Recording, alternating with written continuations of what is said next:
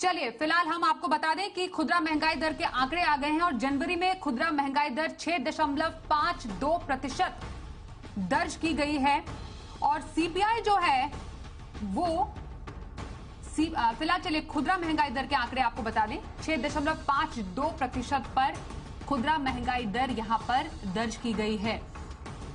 बढ़ोतरी हमने देखी है खुदरा महंगाई दर में।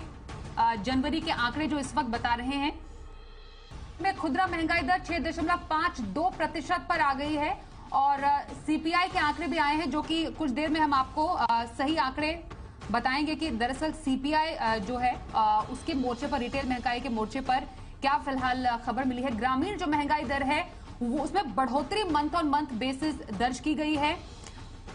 ये फिलहाल जो आंकड़े सामने आए हैं और जो एक अपर बैंड है 2 से 6% का आरबीआई का अपना महंगाई का, उसके टॉलरेंस बैंड से ऊपर हम ये आंकड़े देख रहे हैं फिलहाल। तो मंथ ऑन मंथ बेसिस पर ग्रामीण महंगाई दर 6.05% से बढ़कर 6.85% पर आई है। ये फिलहाल आंकड़े सामने आए हैं।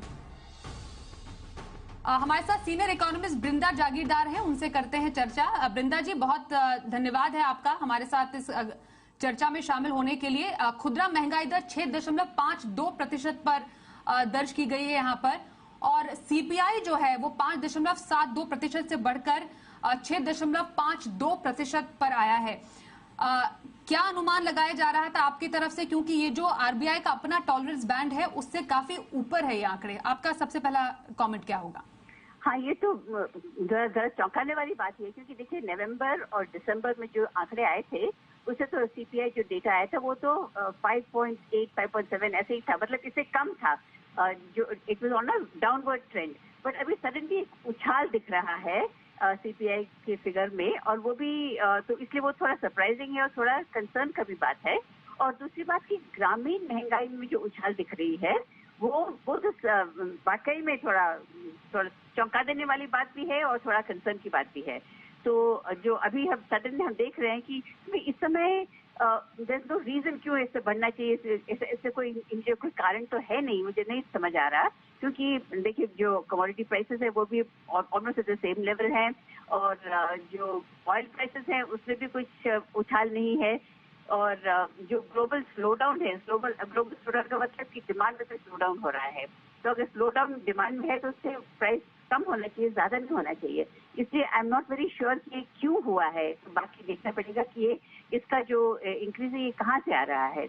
वो अभी तक जो डेटा आया है उससे तो ये नहीं पता चल रहा, लेकिन हाँ ये आरबीआई के टॉलरेंस बैंड के ऊपर ही है और आरबीआई डेफिनेटली इसके ऊपर नजर बनाई रहेगी क्योंकि अभी आरबीआई की पॉलिसी भी आनी है। तो उससे देखते हैं। आरबीआई तो अभी अपनी कांट रिलैक्स, तो आरबीआई को तो थोड़ा भी सतर्क रहना ही, कंटिन्यू टू रिमेन सतर्क। बृंदा जी, आप कह रही हैं कि ये जो टॉलरेंस बैंड से तो ऊपर है ही जो आंकड़े सामने आए हैं, लेकिन आखिरकार इसकी वजह क्या हो सकती है? आप खुद कह रही है कि सरप्राइजिंग है और काफी कंसर्न भी हो सकता है, जो कि जो महंगाई दर के आंकड़े हैं काफी ऊंचे पर आए हैं। हमने नवंबर दिसंबर में देखा था कि जो फूड इन्फ्लेशन था वो ईज आउट हुआ था, लेकिन अब हमने थोड़ा दाम बढ़ोतरी की तरफ देखे हैं। खासतौर पर दूध हो गया, गेहूं हो गया, उसके दाम बढ़े हैं। सब्जियों में भी एक हमने थोड़ा बहुत कई अलग अलग जगहों पर एक अप ट्रेंड ही देखा है दामों में। ये एक आगे आने वाले समय के लिए या आपको लग रहा है कि एक बड़ी वजह हो सकती है फूड इन्फ्लेशन में धीरे धीरे जो अप ट्रेंड हम देख रहे हैं आने वाले टाइम में? हाँ बिल्कुल, फूड इन्फ्लेशन पे तो इट कुड भी, क्योंकि देखिए पूरी दुनिया में अभी जो शॉर्टेज है वो फूड की है, फूड की क्राइसिस बनी हुई है। तो food crisis, fuel crisis and debt crisis, ये 3 मेन क्राइसिस हैं दुनिया में। तो जो अभी जो इंक्रीज है ये फूड क्राइसिस से ही लग रहा है, फूड प्रोडक्ट से ही लग रहा है, क्योंकि ऑयल और फ्यूल की तरफ से उतना कुछ इंक्रीज नहीं है। लेकिन जैसे आपने कहा कि फूड प्राइसेस में इंक्रीज दिख रहा है, वो भी ग्रामीण क्षेत्र में ज्यादा इंक्रीज दिख रहा है और पूरी दुनिया में जो है ना फूड की क्राइसिस बनी हुई है और इंडिया से ही डिमांड हो रहा है।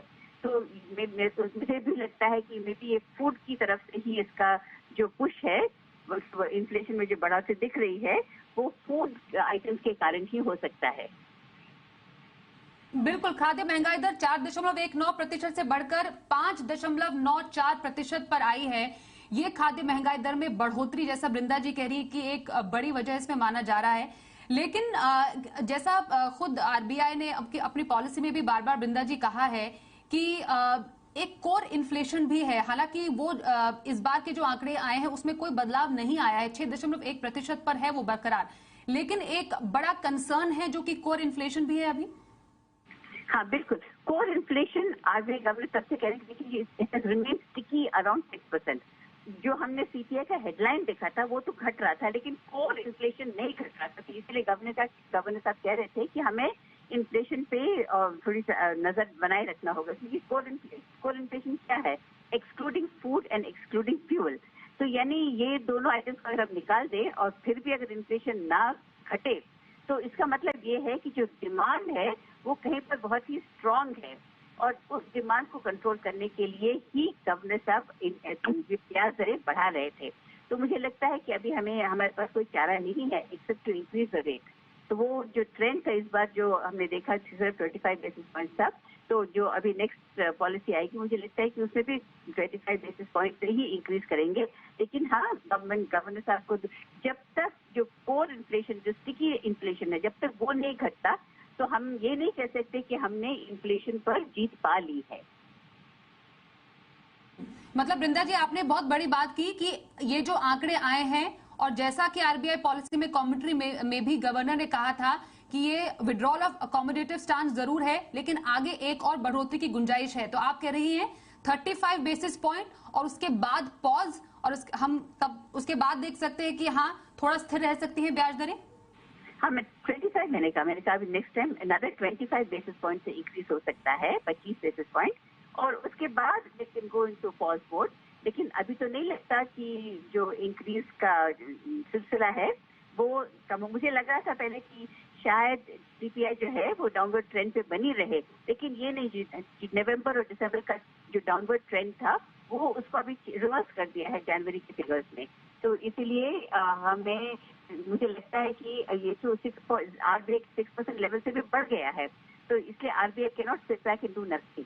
तो इसको तो काबू में करने के लिए, और वो भी देखिए जो कोर इन्फ्लेशन है विदाउट फूड एंड फ्यूल वो भी अभी तक वैसे ही बना हुआ है, यानी डिमांड जो है कहीं पर थोड़ा स्टबर्न है, कहीं पर बहुत स्ट्रांग है।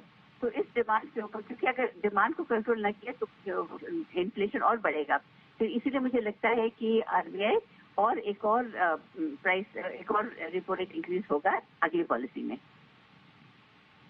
तो अभी भी गुंजाइश बाकी है और दरें बढ़ने की। वृंदा जी, हमारे साथ चर्चा में शामिल होने के लिए धन्यवाद।